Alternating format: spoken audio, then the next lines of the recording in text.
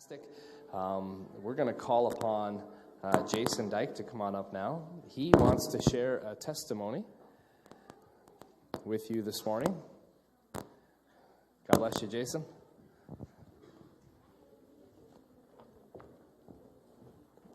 So, a while back at the youth camp, the story was of Joseph and how God used him kind of in his weaknesses, where first he was pretty sure that his brothers and his family were going to be bowing down to him, but then they sold him into slavery, and his life must have been pretty bad. He's thinking, well, this is exactly the opposite of what I wanted. And then he managed to become a manager of a house, and then again, he got falsely accused and put in prison. So then he thought it was going to be all good, but again, his life is going pretty terribly.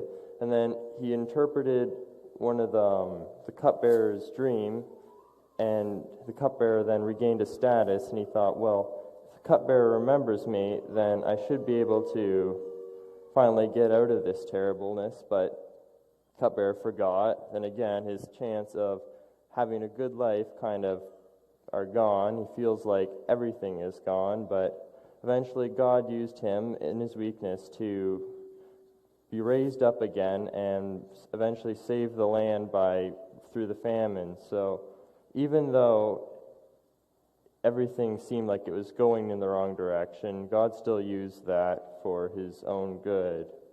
Now, if any of you have ever shaken hands with me, you'll notice probably how freezing cold they are. So that's because I have Raynaud's syndrome. Basically, my body reacts to any temperature and just thinks the heart needs to be heated and forgets everything else.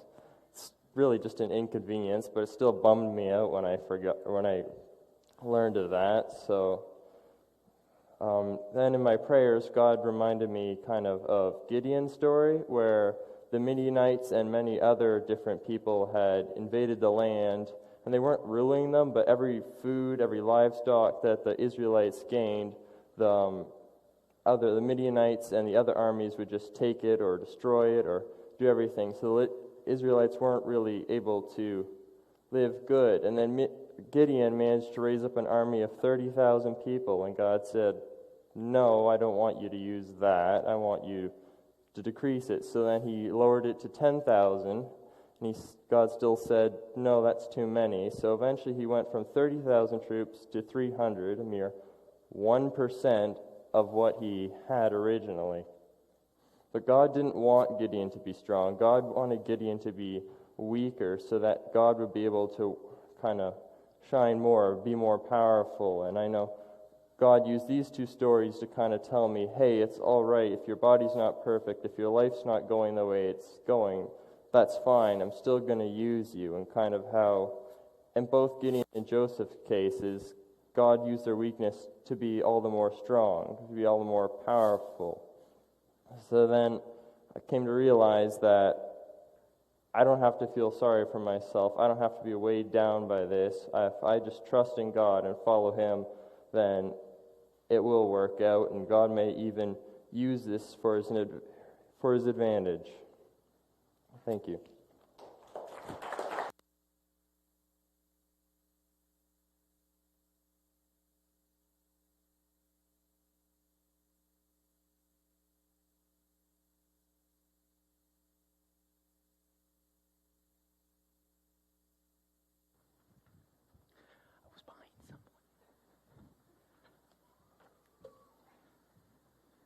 Am I good? Yep. Hey, so I am Logan. I'll be speaking on proving Genesis, or rather a young earth theory. We can prepare for a split in the church today, as this is a very controversial topic, apparently. All right. So to start off with, I'll speak a little on the creation. So it started with God making heaven and earth. Now, I looked through like 8 different versions of the Bible for this. And a lot of them refer to earth as empty. Some of them refer to it as void. I found 2 that referred to it as a waste. Yeah, there's a lot of different terminology used. basically just used to make it clear that the earth at this point was empty. There was absolutely nothing but water in it. It was basically a giant sphere of water in space. And how afterwards God made the first light. It's important to note, though, this was not the sun. The sun was made on day 4. So we don't actually know how long these days were relative to anything else. So then day 2, God made this guy. He pulled water from the earth and most likely put it into space. Interesting fact, there has been frozen water confirmed on the moon, on the surface of the moon, as well as many of the other moons in the solar system. So then God decided that he would make the land and the plants on day 3. Actually, plants existed before the sun did. Fun fact. And here we come across our first evidence that the earth is a lot younger than it seems. Everyone here should know the Grand Canyon, right? And how it's basically a bunch of rock layers. What happened there was actually, it's believed during the flood, that the flood displaced a huge amount of rock sediment and then crushed it into the rocks and the Grand Canyon we know. It's thought this because rock erosion. Basically, over time, rocks break down. However, in between the different layers, there's almost no erosion, showing that they were made very rapidly within each other. Afterwards, we get to God making the sun, the moon, and the rest of the universe, actually. And the observable universe is over 800 sextillion kilometers in length. That's as far as we can see. That is an 800 followed by 21 zeros, by the way. So when God made this, you okay, Pat?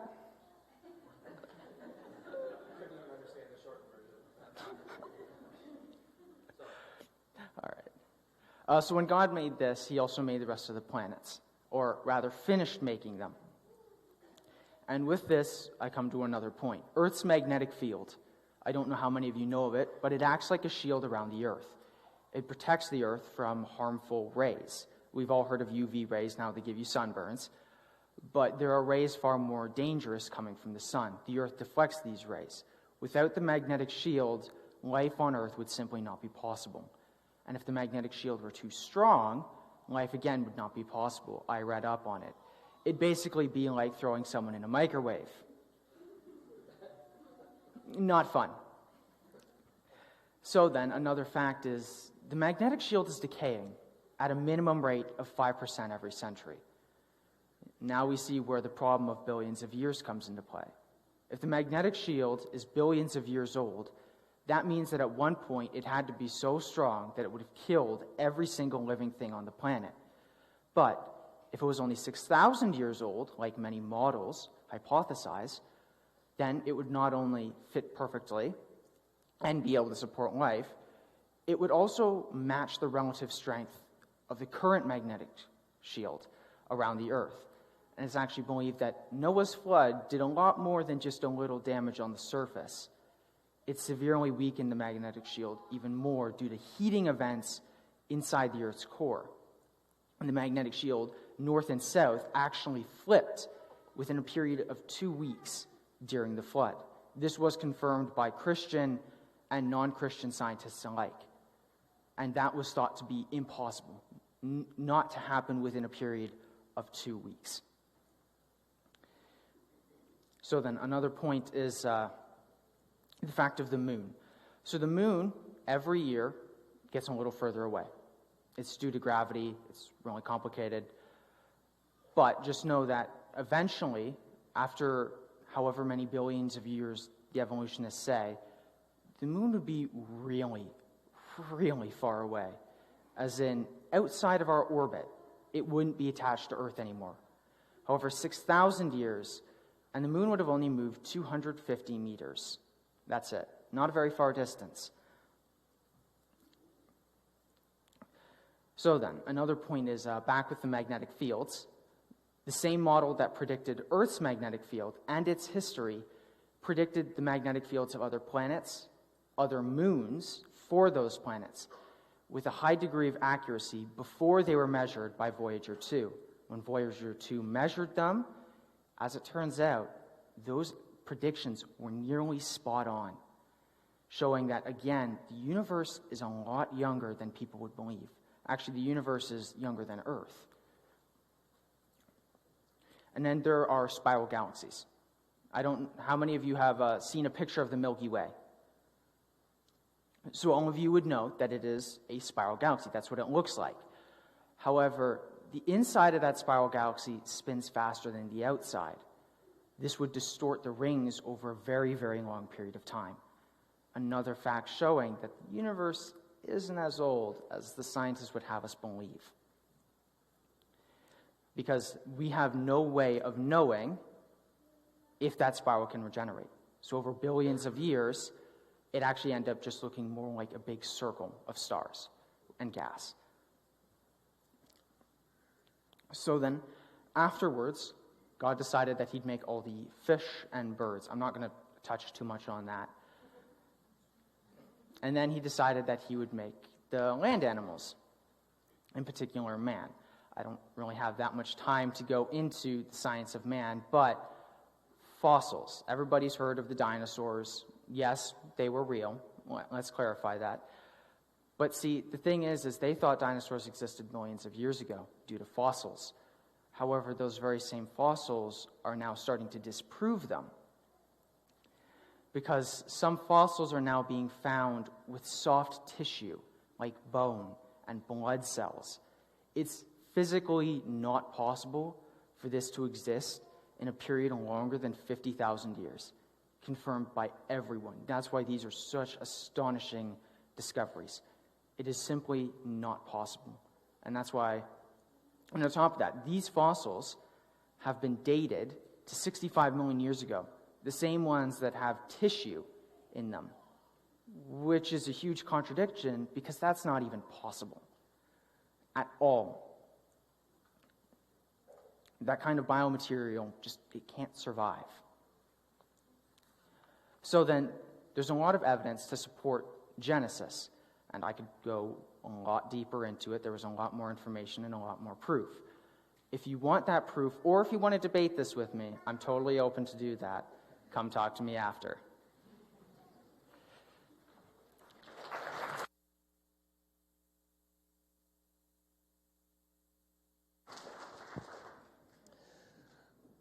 Logan will be bypassing any future need of education and moving into his doctorate at the University of wherever they will take him, because wow. All right.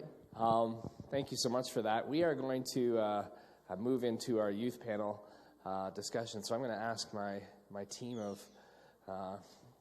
my muscle team, as I've referred to them for the last couple weeks. They're going to go grab some furniture as I fill in the blanks with some conversation. And we're going to have a couple families come up and participate in a little bit of a Q&A dialogue with the hopes of just being able to enter into that space in time where families go from having kids into youth and then from youth beyond, and what that's been like in the family and how the interactions have gone, what that's like as parents. We have a lot of young families in our congregation that are staring at their kids about to go to school, and from what everybody says, they're going to go from about to go to school to high school to post-secondary really fast. It speeds up, and we thought it would be worthwhile to be able to have a bit of a discussion on that. So as we turn the front of the church here into a bit of a living room, to be able to have a discussion. That's kind of what we're aiming for here this morning. I will say the couches are for the parents. Make that claim right away if we can. We're going to bring up some more chairs. We got some really old plastic ones that we're going to bring up to the... No.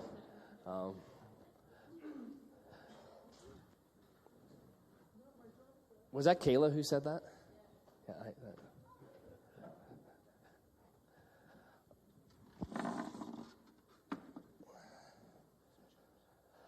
All right, so we got Will and Annie Enns are part of our discussion, along with their kids, and Jim and Mary Froze as well. They're going to come on up. They're the parents, and then everybody knows the kids. They're actually bringing up the old chairs. I love it.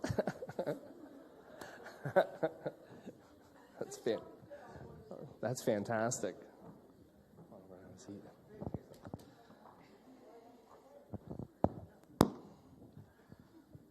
give you guys this microphone right here.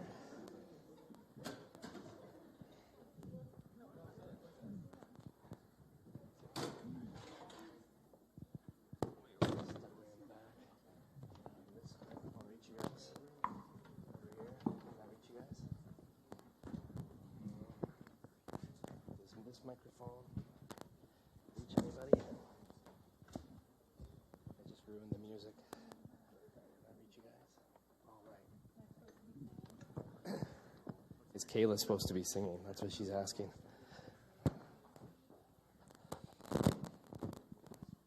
Okay, I guess the first question, I'll just start it off. I know you guys got it on your phones. I printed off some of the questions that I had sent to you guys. So, but I guess the first question I would, who's the one that's making all the noise? Is it me? It's not me, too. Logan, can you explain this? he can explain the origins of the universe. Like, Fine. We went from being able to explain how everything happened to a wireless mic won't work in church. I guess the first question I would like to ask, as a parent, I'm kind of in the position where I'm staring at where you guys are at and where you guys are heading, and I'm like, how did you guys, as you guys marched into it, as you walked into it, what kind of fears did you guys have as your kids got into their teenage years? What things were like most pressing to you guys as you guys looked at your kids and you wondered what was going to happen and how it was going to go? What stood out to you the most, or what do you remember as being like, wow, I'm really nervous about that? Jim, you want to go first? sure. I happen to have a fear just here. Yeah, my fear is, the kids growing up in a church environment. Right about the time when we were having kids, there was a study that came out that said a huge percentage of the kids growing up in church would turn cynical. And I couldn't find the definition for that, but I think it's on the outside pretending Christianity, right? And on the inside being unbelieving and growing bitter at church because it wasn't, it's all a farce. And so my greatest fear is that my kids would turn out to be cynical and unbelieving, because it was a real danger in the church environment that I grew up in, right? So, but I think they're good. Well, let me ask then, since that was one of the fears, let me pass it over to one of your kids and say, what was from your perspective, what was it like to grow up within the church environment? This being one of your parents' fears, knowing that a little bit, were there times where you were cynical? Are you cynical? What has helped you to be through that, where faith is real for you, or you can kind of grasp it in terms of like personally? Because there's sometimes you mentally grasp it, but what is it like for you to actually reach out, grasp it for yourself? Because you see your parents' lives, and obviously staring at mom and dad, you live with them every day. You see their flaws, you see their weaknesses, you see where they're good, you see where they're not good, and what is that like for you guys?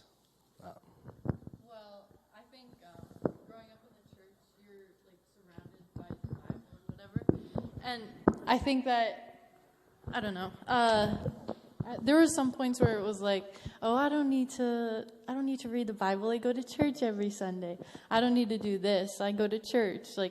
Where didn't really put an effort towards like growing in my faith because I had grown up like in faith. I feel like maybe if I didn't grow up in the church, maybe I would have like a stronger, like start off stronger, but like I became a Christian when I was like, I accepted Jesus in my heart when I was 3, you know? Like, you can't really go off of that. I don't know. Anybody else? No comment. I think our fears were probably related to Jim. We actually shared the same experience right when we had children in our church. And I don't know how much the kids know about what all went down. And so our fear was us probably rejecting the church and taking our kids with us. And so not carrying that over, not allowing that to spill over at home. And I think in related to that, some of the regrets we had during that time was probably doing too much for the church, believe it or not. I think there is a place where you trust God with your children because they're not yours. And I think I have to learn that over and over. But at the same time, sometimes when there's a distinction between serving God and serving the church, you realize that you're serving, I don't know if it's a machine or some kind of institution, that you realize that maybe it's in vain. And I think the fear is that you start portraying that you're just doing it because you ought to, or you have to, and you don't want to. And so even through hardships, that we wanted to do it for the right reasons, and that we do it, and we complete well, and that we didn't, that no residual effects would spill over, and then our kids would have that same sort of cynicism. And I think our kids, we feel fortunate that I think our kids don't have that. They don't have a cynicism, and they can tell us otherwise. But and that They have sarcasm, but they don't sarcasm. Yeah, and maybe that's cynicism covered up with sarcasm. But yeah. Annie, what about you? Like, from a wife's perspective, looking at your kids, seeing husband serve, how did you do with trying to like bridge the gap between too much, not enough? Like, how did that go? Do you think they picked up on that, like from your perspective?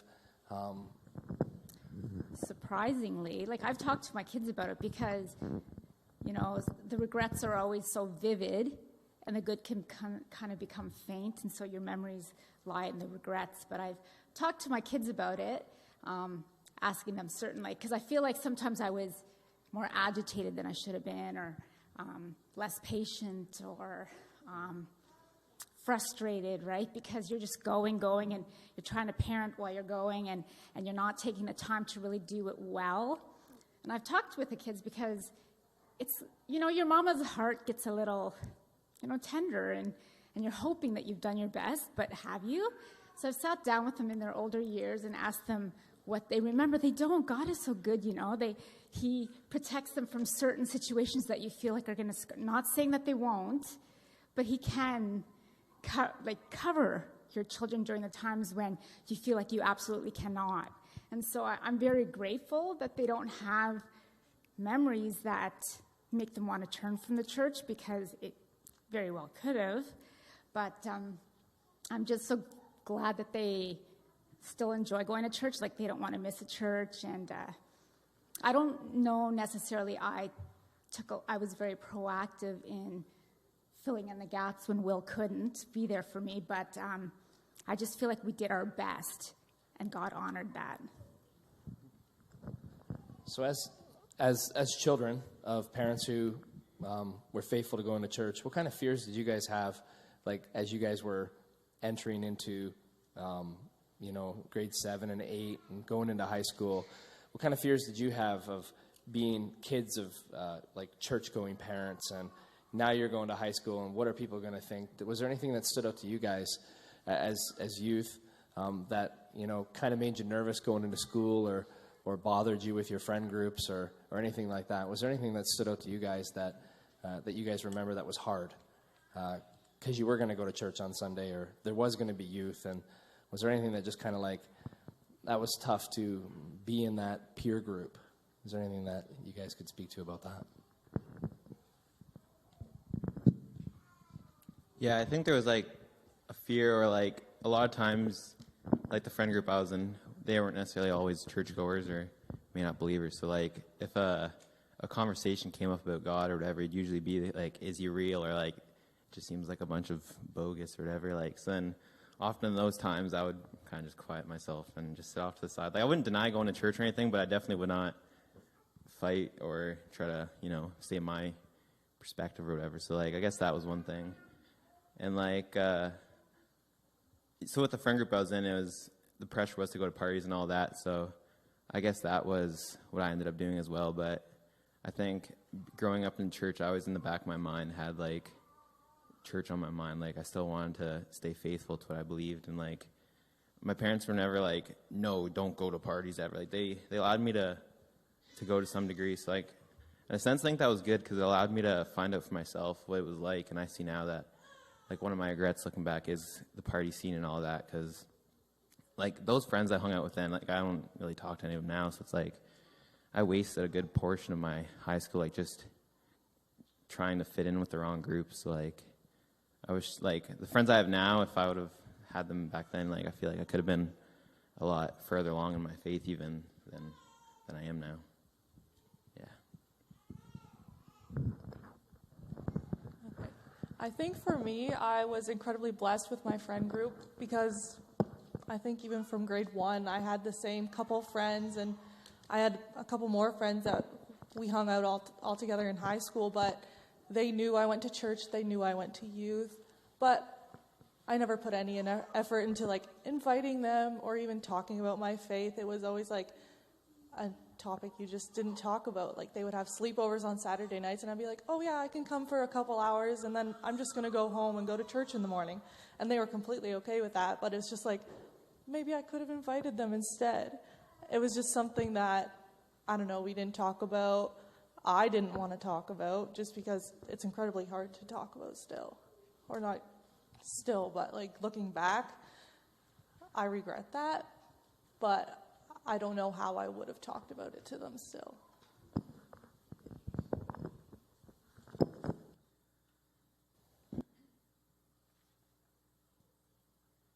So I have a question here on the paper. I just thought go to the paper.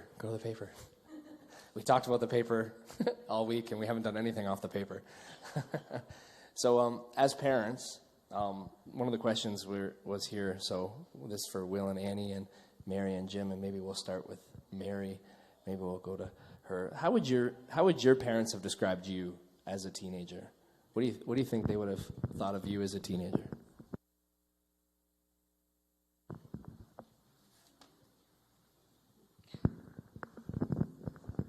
Probably what I still am, quiet. I think they would have definitely said I was shy. A hard worker, a good kid. That's how I think they would have. I don't know how to add too much more than that because, I don't know. I think that's about all yeah. Washed homo. That's what they would have described me as. And for those of you who are not Deech, that just means troublemaker. Yeah, so that's how they would have described me. But my teacher, I remember growing up, my teacher, she had a nickname for me, and that was Sunshine. So I think I was a happy troublemaker. Yeah.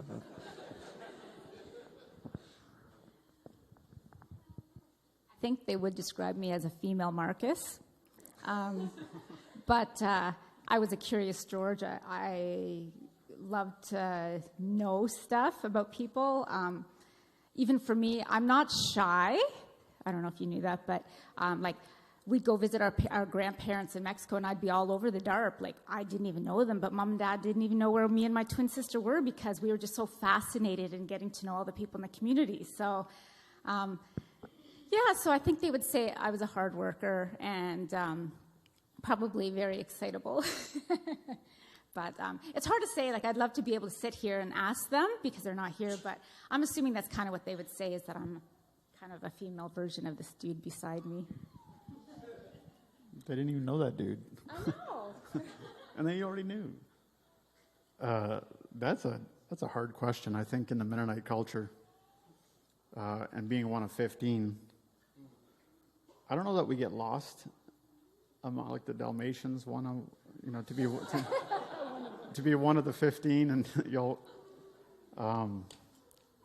The only thing I can think of with my dad in particular was that everybody was his best, and then fill in the blank.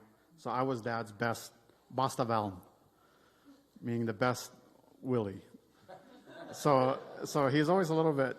In other words, I think that was his way of expressing his affection for us, and that he was proud of us. And even I think I was less rebellious. Am my siblings here? I think I was the least rebellious of my siblings. So I was probably the good kid. Well, that's the brothers. The sisters, they're all better than all of us. So. Yeah.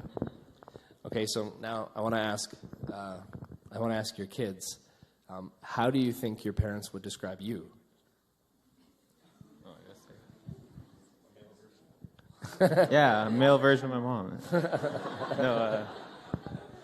Well, yeah, I think growing up as a kid, I was always, I don't want to say troublemaker, but I always got into stuff too. It's just hearing stories from my mom, like she'd be pushing me down through a store in a stroller, and I'd be reaching for like Christmas ornaments, and I would throw them and smash them. So like, or at No Frills, I'd take a whole ham and just bite right through the plastic and bite the ham. We bought a ham. But yeah, I think, I was a bit of a trouble, I guess. I'd have to write a letter to my bus driver apologizing for annoying her, or my parents would be getting a call home from my 5th grade teacher that I had verbal diarrhea, or. But yeah, my dad often describes me as like a leader, and I guess it puts not pressure on me, but like it makes me think about my actions a little more, which I guess maybe is the point. But I guess I'm outgoing, funny, but in my own way, I'm still an introvert. I like time to myself, and I'm not necessarily outgoing with people I don't know. Like they might even call me a chicken. Like if someone knocks on the door, I'll be the first to hide behind the couch. Like I don't like confrontation and new awkward experiences. So I don't know. I guess both introvert, extrovert, a little bit of everything. I'd say my parents probably think I'm like reserved. Like I just keep to myself, but I'm also observant. Like I keep to myself, but I also like just always observing, and I'm also analytical. So I'm always thinking, like just whatever I see, and like He's quietly judging the rest of the family. like they'll think I don't like remember something or like not like know something, but then I'll I guess I'll tell a story about the time I got lost on the subway, and so I went onto the subway. And then the doors closed. And this was when I was like, 10? And the rest of them got left. Washington, in Washington, D.C. Murder capital of America. And so I was on the subway, but I remember where the destination we were going. I just remember hearing it. And so I looked on the map and saw where we were going. And I went to that stop, and I just waited there. And then when Marcus and my dad got in, they're like, "What? You're here?" And so I'm sure they were pretty surprised I was there. Very impressive. And so, yeah, I'm just like always thinking, always observing, but I like to keep to myself, and I'm an introvert, so, yeah. Well, for me, I know, like, my mom knows I tend to be very closed off. Like, I don't like to talk about, like, my feelings or anything. And so, but I'm also very extroverted, as, like, I like to hang out with people, but, like, I don't like to get into deep conversations. Because that's just too much for me. I hate confrontation. I don't know how my parents would describe me. Probably, like, smart, a good singer, maybe. Maybe a good singer. I don't know. Let's do a vote. No, I'm just kidding. Well, they say all of us are good singers. So. They say all of us are good singers, but who knows? I don't think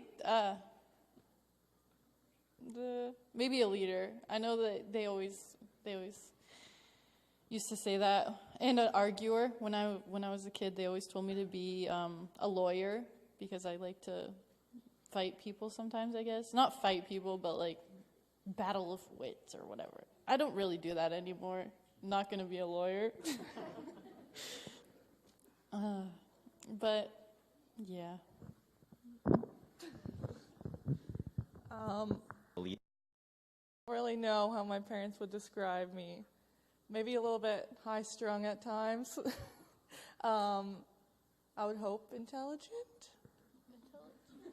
Funny when I can be. I don't know. Hard worker. You just said it. Yeah, I'm the oldest. I mean, why are we answering the question? They're right there. There's the arguer right there. Okay, so as parents, almost being to the other side of this parenting experience, if you could go back and offer a piece of advice to a parent who's just starting, what would be like the one piece of advice that you would share with that people are on the other side of this journey and their kids are just coming out of diapers, just being potty trained, just about to enter into school? What would you share with them? You want to go first? I would say when my kids were that age, I was just kept looking for towards the next, whether it was milestone or whatever. I kept, instead of living more in the moment, I would look, okay, what's next? So live in the moment, like enjoy every moment. But also, enjoy the moment, but also enjoy the journey. So, take the moment, stop, and just enjoy the journey. I don't have just one. I have a lot. Okay. All right. Here we go. I would say speak encouragement into your kid's life. Apparently, for every 4 criticisms you say, you need to at least say one word of encouragement. No. Yeah, and even that's hard enough to live up to, right? So, speak life into your kids. That's probably one thing I didn't do enough, but I consciously tried very hard to do. And not just to my kids, but to everyone. Speak life into your people. Don't shut yourself out to people that could potentially help you or walk beside you. And I've probably had this superior attitude, and I see it all the time. And this comment is usually dripping with sarcasm. The best advice is given by those who don't even have kids, right? And they're like, so don't shut yourself out from people who don't have kids or people like that. They may be able to see it from a different perspective. They may be able to be someone that can walk beside your kid. So don't think you're superior in those areas. I'm going to do this. I'm going to go here. Don't give your kids a phone until they're 20. Kimberly literally said to me And before we said this. and worse than that, don't blame your lack of parenting on the phone. So, or the internet, yeah. Just Or the TV.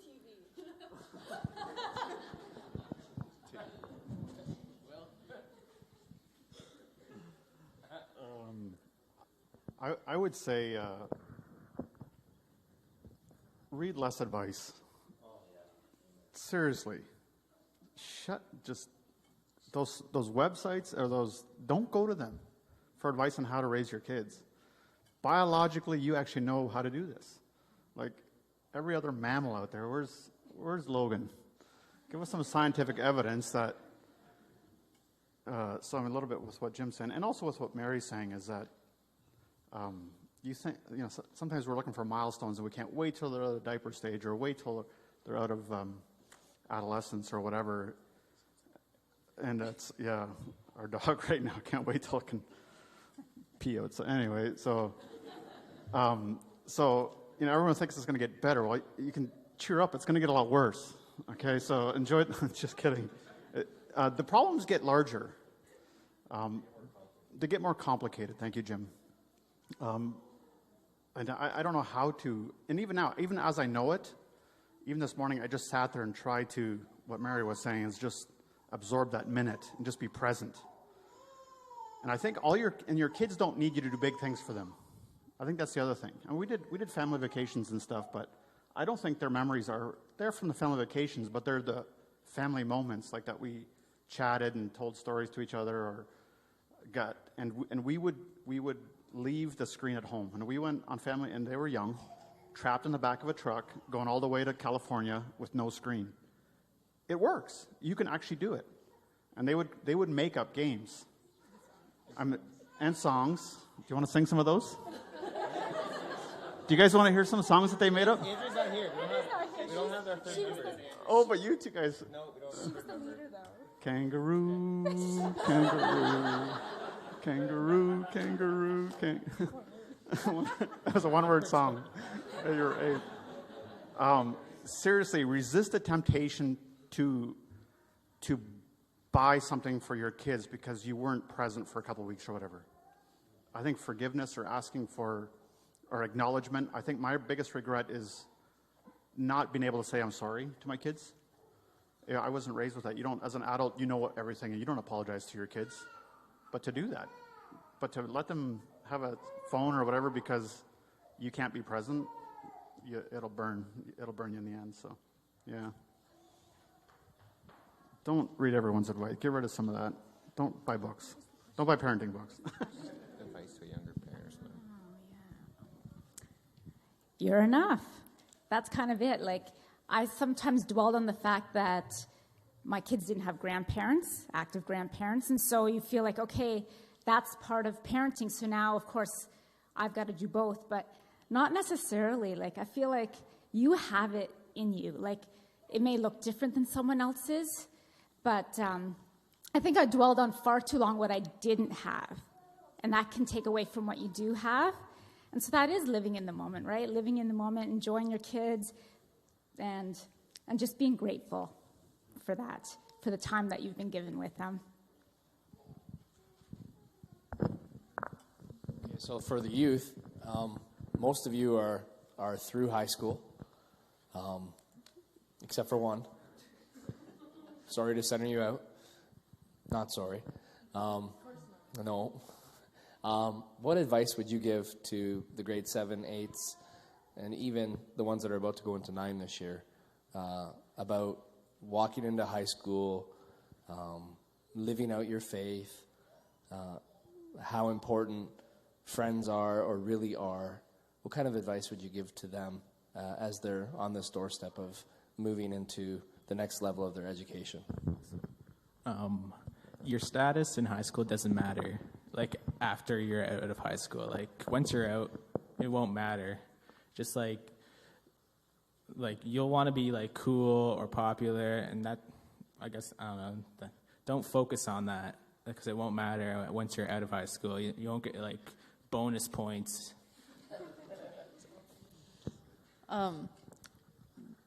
Transitioning between like grade 8 and grade 9 to me was like kind of crazy because it was like a little fish in a little pond, and then I was a little fish in a big pond. So, I don't know. To me, I really struggled with finding friends, making them, like, being intentional in my relationships with them. And I think the best thing that a kid could do in grade 9 is just to be themselves and to, not worry about the status, because really, if you're worried about being cool or being popular, your friends and the people that you meet won't be the greatest. And I promise you that.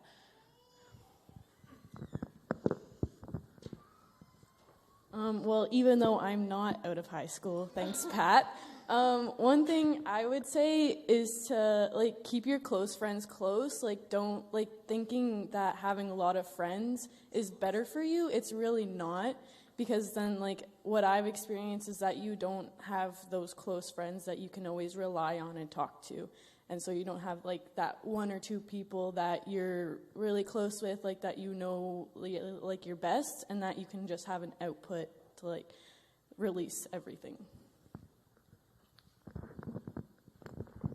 I'm going to address the grade 11 and 12 crowd here because that was a crazy 2 years for me because I was constantly anxious. So I would say stop worrying.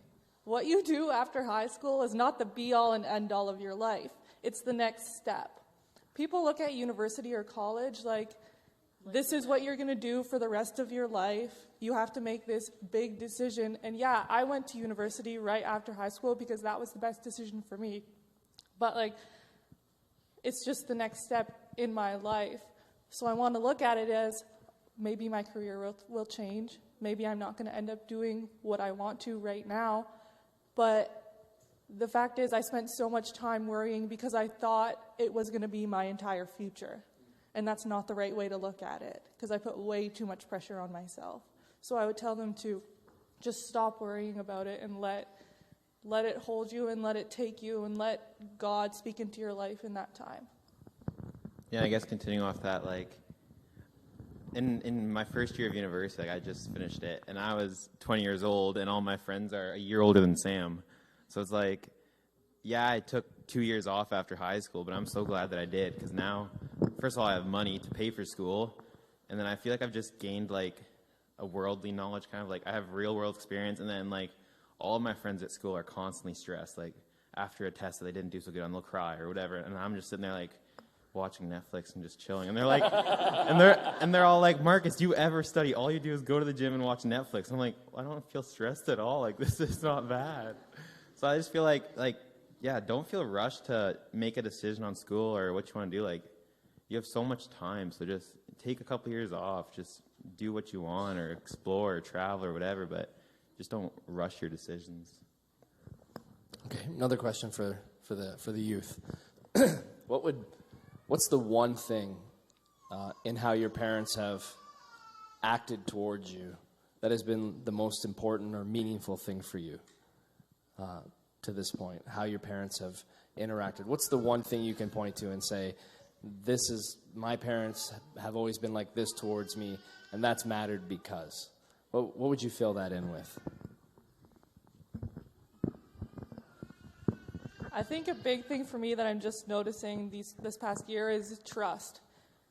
Even when we let them down multiple times, they trusted us, and they continued to trust us. And even though there was consequences to our actions, they made it known that they loved us unconditionally and that they did trust us. And that's a big thing for me, especially when I'm in a relationship, too, because they trust me.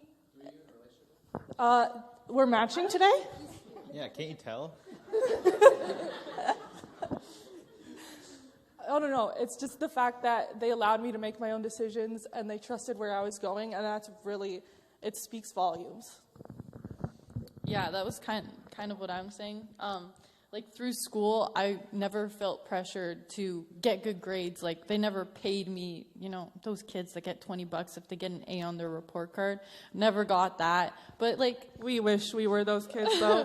We would be rich. Because... although they never really put huge pressure on us to get good grades. Sure, they had expectations for us, but it wasn't the end of the world if we got a 65 on a test. And yeah, they don't expect us, or they don't force us to go to university. They kind of let us make our own decisions about that, and that was really speaks volumes. Yeah. I have nothing more to say.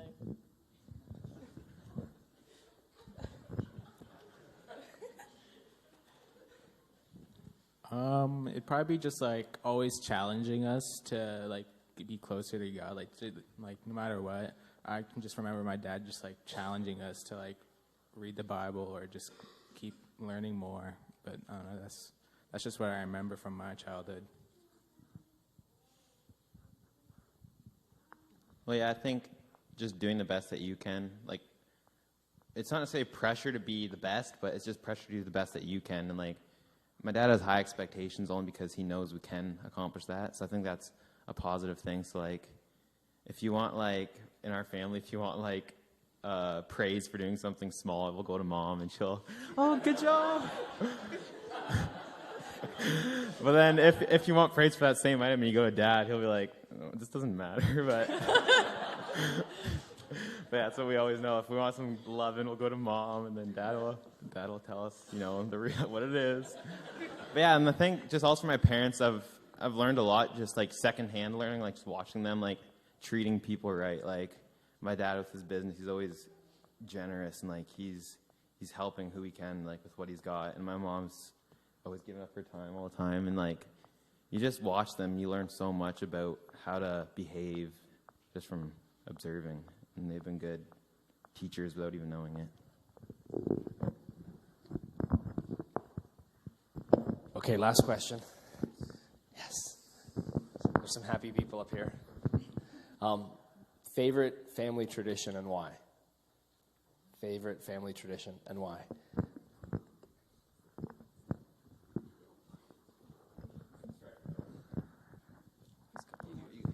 I'm going to say eating together. Might not be I would say that's a tradition. Not everybody eats together. Why? Because that's where conversation happens, and that's where you a lot of times get to the heart of each other.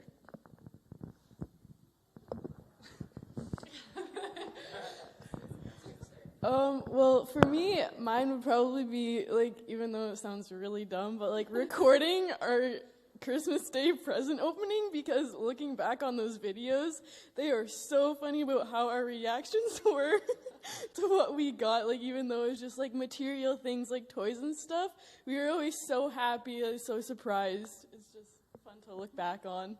Plus, the bedhead really is what makes the show. Well, I think for our family, we kind of talked about it this morning. Like, we don't really have a tradition that we necessarily enjoy, but it's more just being together. Like, so we'll have like eating dinner together. We really enjoy, or having game night together, and just spending time together. Like, a huge decision. Like, when I was deciding where to go to school, for a while I was looking at like BC or like somewhere far. But then I was thinking about, I'm like, man, I could never be away from my family for that long. Like, just being with my family is like my favorite thing. So like, we're awesome. Like, and that's also one thing I learned about going to school. Like, you don't realize how amazing it is to have your family. Like, a lot of my friends are like, are you going home this weekend? They're like, no, I'll probably stay here. I'm like, well, why? We have nothing to do here. And he's like, I'd rather be here than at home. And I'm like, wow. Like, that like hit me. Like, not many people have like such a great relationship with their families that I do. And you realize just how blessed you are. And it's my favorite.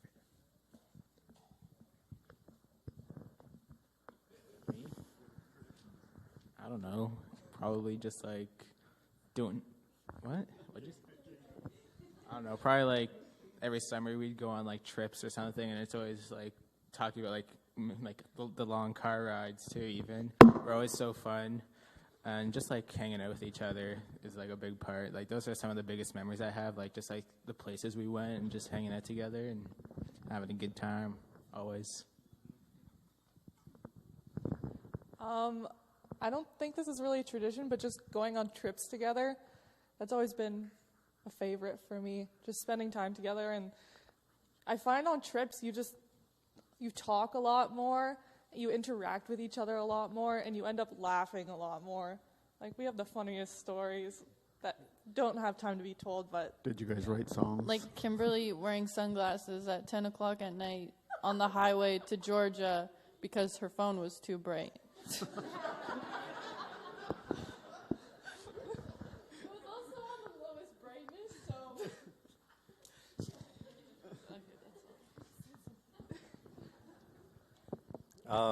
I like bonfires. Like, we just, all of a sudden, you interact and you start telling stories. The kids were 13 years old and they were telling stories of when they were kids. So those are good times.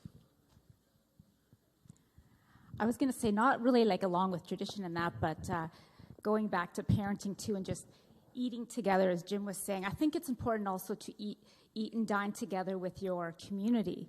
Like, well, look, Kendra and Marcus turned out, right? But I mean, like, you eat with friends. You have made a pact that you're going to help raise the children together, and I think that's very true. Like, we were absent of grandparents per se, but we had a greater community, and I would absolutely have to say that we do. Like, and I think Will would agree that a big part of who our kids are today is because of the people that we have decided to commit to, even when it was hard and we're tired in that, but that you stand by that. That's something that it was going to be something good, and that you keep at it, because it will pay off like dividends in the end.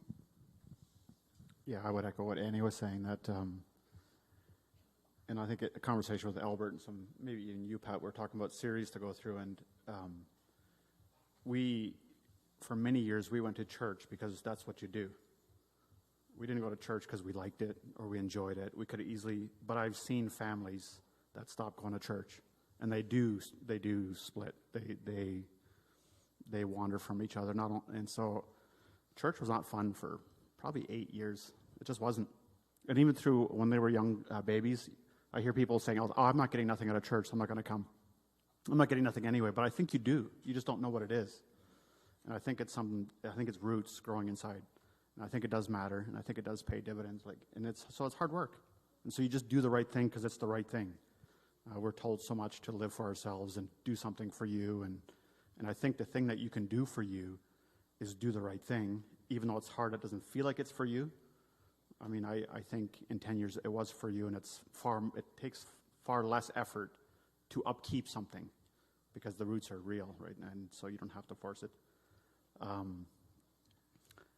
Probably the criticism, or in terms of tradition, all right, we didn't do a lot of Bible study together. And even now, I don't push them to do Bible study together.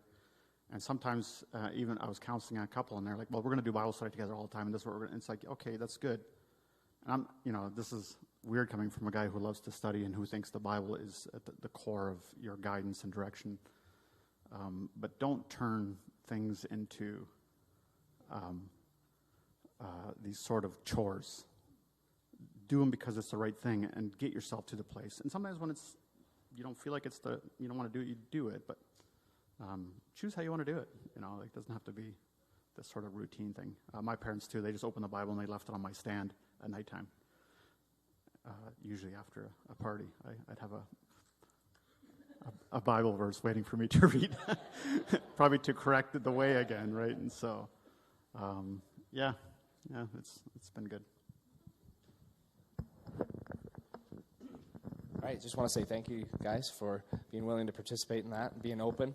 And how about we give our panel a big round of applause? Amen.